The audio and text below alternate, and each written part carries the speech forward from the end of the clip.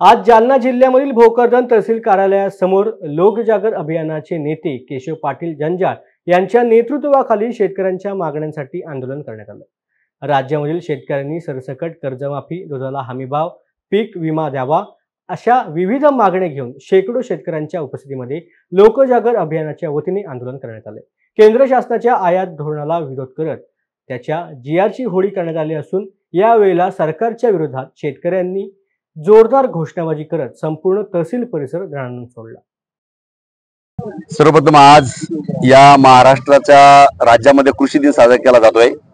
या राज्याचे मुख्यमंत्री वसंतराव नाईक साहेबांचा जन्मशताब्दी वर्ष हे 1 जुलै ते 7 जुलै पण चालणार आहेत आणि अशा परिस्थितीमध्ये आज आम्हाला एक शेतकरी म्हणून शेतकऱ्याच्या प्रश्नासाठी अन्नत्याग आंदोलन सुरू करावं लागतंय।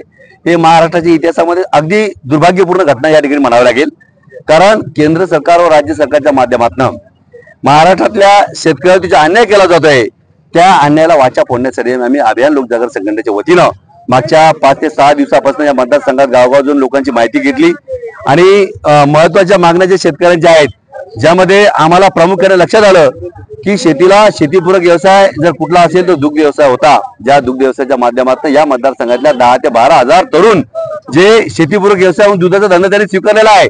मागच्या जानेवारी महिन्यामध्ये आम्ही या ठिकाणी भोकरदन जाफरा तालुक्यामध्ये निवेदन दिले होते, ज्या माध्यमातून दुधाला 35 ते 40 रुपये भाव मिळावा यासाठी आंदोलन केलेलं होतं। पण त्यावेळेस विखे पाटलांनी 5 रुपये अनुदान देण्याची घोषणा केली होती, पण ते अनुदान 5 महिन्यामध्ये 5 रुपये सुद्धा एकाही शेतकऱ्याला अजून आलेले नाहीत। त्यानंतर या भागातल्या शेतकऱ्याला मोठ्या प्रमाणामध्ये बँकेचे कर्ज त्याच्या अंगावरती आहेत। मराठवाड्यामध्ये सगळ्यात जास्त आत्महत्या शेतकऱ्याच्या होत आहेत। या शेतकऱ्याच्या आत्महत्या थांबाव्या यासाठी सरकारकडे कुठलेही पाऊल उचलले जात नाहीयेत।